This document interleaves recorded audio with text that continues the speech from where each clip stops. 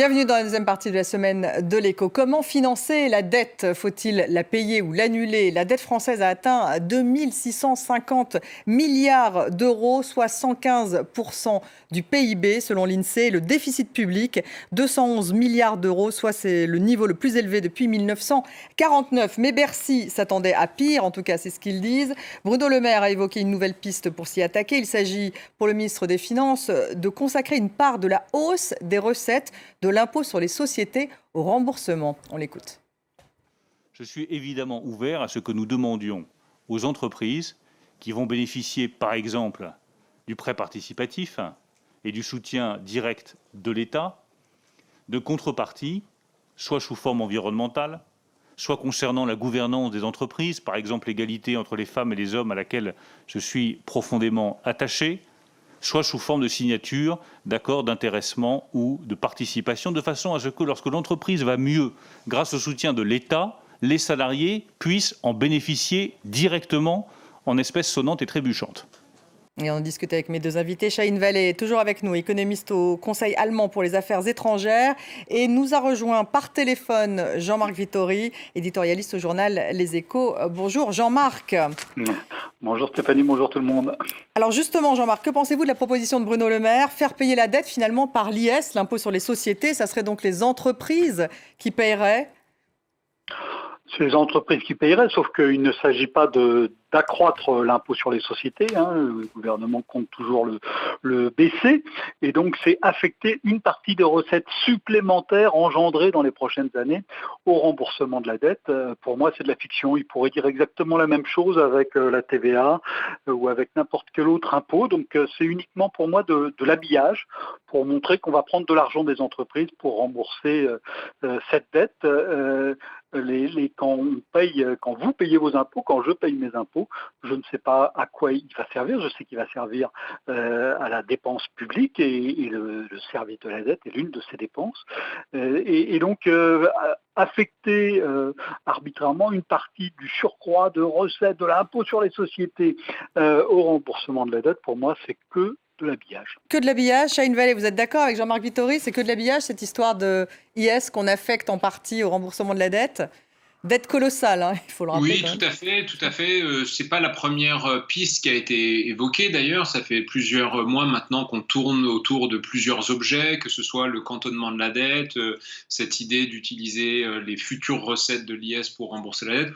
On tourne autour d'objets un peu virtuels pour rassurer les gens sur le fait que la dette sera bien remboursée, mais tout ça, comme cela vient d'être dit, c'est de l'habillage et de la fiction, et c'est en rien des mesures claires qui permettront d'assurer la stabilité des finances publiques à moyen terme. Et j'ai envie de dire, c'est pas très grave, parce que c'est pas le sujet qui nous importe aujourd'hui. Ce qui compte aujourd'hui, c'est notre capacité à dépenser plus que notre capacité à rembourser la dette. Donc, ce n'est pas encore le sujet. Jean-Marc, quelles sont les alternatives? Cela dit, il faut bien la rembourser, cette dette, non? On parle de la CSG, le fameux CRDS, la contribution au remboursement de la dette, ou alors une augmentation de l'impôt sur le revenu, éventuellement un rétablissement de l'ISF, ou alors l'autre piste, c'est la croissance et la réforme des retraites. Ça, c'est Bruno Le Maire qui le dit aussi. Ce sont des bonnes pistes. Le mieux pour rembourser une dette, bien sûr, c'est la croissance. C'est ce qui est le plus agréable. C'est ce qu'on a fait après la Seconde Guerre mondiale, notamment, et pas uniquement. C'est le meilleur moyen de rembourser une dette. Le gâteau grossit, on donne une partie du gâteau aux gens qui nous ont prêté de l'argent avant, et tout va pour le mieux. Le problème, c'est qu'on a beaucoup de doutes sur la croissance des prochaines années. Donc, on peut toujours dire qu'on en aura, mais ça paraît un pari pour l'instant, un peu osé, à moins qu'on ait des folles années 20, ce qui n'est pas encore exclu, mais ça paraît même un pari un petit peu audacieux. Et donc, il va falloir trouver d'autres moyens. Il n'y en a pas beaucoup. Dans lesquels de rembourser une dette sans que ça soit... la première, c'est l'inflation. Et ça, on sait qu'on a beaucoup de mal à en fabriquer. Ensuite, c'est l'annulation, c'est le défaut sur une partie de la dette. Alors, on peut appeler ça de plein de manières différentes. On parlait d'habillage tout à l'heure. On peut parler de restructuration, on peut parler d'allongement. Pour l'instant, il n'en est pas question. Moi, je pense qu'on y viendra sous une forme ou sous une autre, pas tout de suite, mais qu'on y viendra, comme on y est venu pour la Grèce au début de la décennie dernière. Et puis, vous pensez qu'on va aller vers une restructuration de la dette, Jean-Marc Vittori? À un moment ou à un autre, oui. Pas tout de suite. Mais moi, je pense que ça sera la seule solution de faire que ça soit supportable quand il y a une dette qui est insupportable. Encore une fois, si on n'a pas de croissance, si on n'a pas d'inflation, et comme on sait avec ce qui s'est passé en Grèce il y a 10 ans, quand on fait de la rigueur, c'est mortel. Il ne reste pas beaucoup d'autres solutions. Alors, en attendant, on peut se dire aussi que cette dette, elle coûte rien pour l'instant, elle coûte très peu à refinancer, c'est-à-dire quand la dette vient à échéance, on réemprunte à un taux d'intérêt qui est nul, donc la charge de cette dette est nulle. Donc on peut aussi avoir, sans faire de restructuration claire et franche, avoir ce système qui se perpétue pendant un certain nombre d'années, voire de décennies. C'est-à-dire qu'on a une dette très élevée et quand elle vient à expiration, elle est réempruntée à un taux raisonnable. Toute la question, c'est de savoir est-ce que ce taux sera indéfiniment raisonnable. Shahin Velleh, quelles sont les alternatives justement pour financer cette dette? Vous pensez également, comme Jean-Marc, qu'à un moment donné, il faudra qu'elle soit restructurée, cette dette? C'est-à-dire annulée en partie, même si Christine Lagarde dit surtout pas?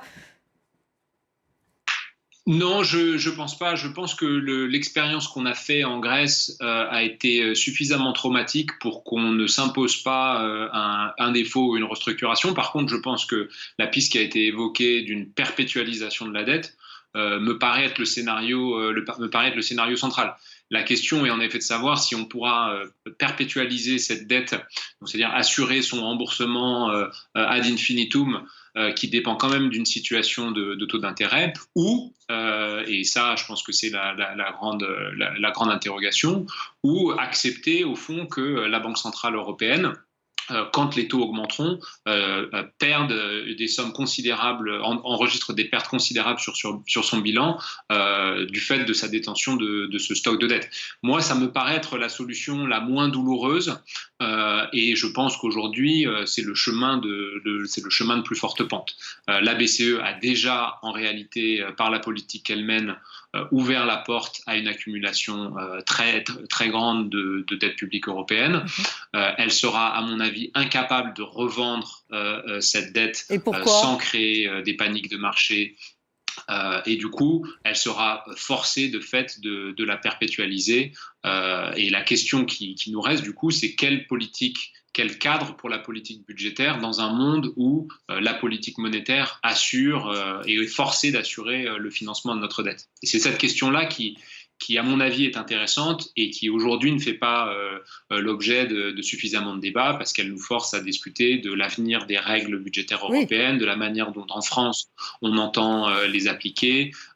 Et ça, ce débat-là, c'est le débat sur l'avenir des politiques publiques et des finances publiques. Oui, mais alors justement, pardon, je vous interromps, Shahin Velleh, ça veut dire baisse des dépenses à l'avenir ou pas? Bruno Le Maire, par exemple, se dit favorable à la mise en place d'une règle pluriannuelle sous forme d'objectifs de dépenses pour 5 ans. Donc, en fait, ça veut dire on limite la dépense.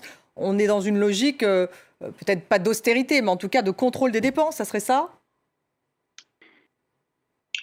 Il y a plusieurs méthodes pour créer des nouvelles règles et pour créer un nouveau cadre budgétaire. Ce plan pluriannuel sur les dépenses en est un. Je pense que ce qui est important, c'est d'associer ce genre de mesures à des mesures aussi qui garantissent un minimum d'investissement public. Donc il y a plusieurs travaux de recherche en cours qui associent ces règles de dépenses à des règles d'or sur l'investissement public qui permettraient de s'assurer qu'on ne va pas couper dans les dépenses essentielles et notamment dans les investissements publics essentiels pour remplir un objectif pluriannuel de dépenses publiques qui serait mal calibré. Et donc, je pense qu'en tout cas, ces objectifs et ces questions sur la contrainte de la dépense ne sont pas des questions urgentes. La question urgente, et elle a été évoquée par le président de la République lors du dernier Conseil européen, c'est de se poser la question plutôt de l'augmentation du plan de relance européen et du coup de l'augmentation des plans de relance nationaux. Je pense qu'à court terme, on devrait plus se soucier de ça que de se soucier de savoir s'il faudra, dans 5 ans, réduire tel ou tel poste de dépense. Jean-Marc Vittori, pour financer cette dette, donc, est-ce qu'il faut plutôt s'attacher même si ce n'est pas tout de suite, on l'a bien compris, à une baisse de la dépense, ou est-ce qu'il y aura inévitablement une augmentation des impôts à un moment donné en France pour rembourser tout ça? Ça sera un choix politique. Hein. L'un et l'autre sont possibles. Ce qu'il faut bien avoir en tête, c'est que la situation que nous avons vécue l'an dernier, que nous vivons encore cette année, est une situation qui ne va pas pouvoir s'éterniser. C'est-à-dire qu'il y a un moment où il va falloir, d'une manière ou d'une autre, qu'on qu'on prenne en compte la nécessité de ne pas avoir un déséquilibre excessif. Et donc ça peut se traduire par un choix politique, hein, donc soit de limiter les dépenses, soit de relever les impôts. On peut juste remarquer au passage que la France se situe déjà à un niveau de dépenses publiques et de prélèvements qui est parmi les plus élevés au monde, et donc on peut s'interroger sur donc elle a peu de marge de manœuvre. Cette direction-là. Sauf que on peut, pourquoi pas. Tout est. Moi, je pense que pour l'instant, cela reste ouvert et que ça dépend beaucoup aussi du cadre qui est présenté. C'est-à-dire que l'un des problèmes qu'ont les Français avec ce niveau très élevé de prélèvement, c'est qu'ils n'en voient pas toujours l'efficacité. Et donc, si on arrive à avoir des prélèvements qui sont plus importants, mais qui aboutissent à une dépense qui est beaucoup plus efficace, pourquoi pas? Moi, je pense que pour l'instant, tout reste ouvert. Mais comme le disait Chahine, ça n'est pas encore le moment de faire ces choix-là. Merci beaucoup à tous les deux, en tout cas. Jean-Marc Vittori, éditorialiste aux Échos. Merci à vous, Chahine Vallée, économiste au Conseil allemand pour les affaires étrangères. Merci à vous de nous avoir suivis. Et restez avec nous sur France 24.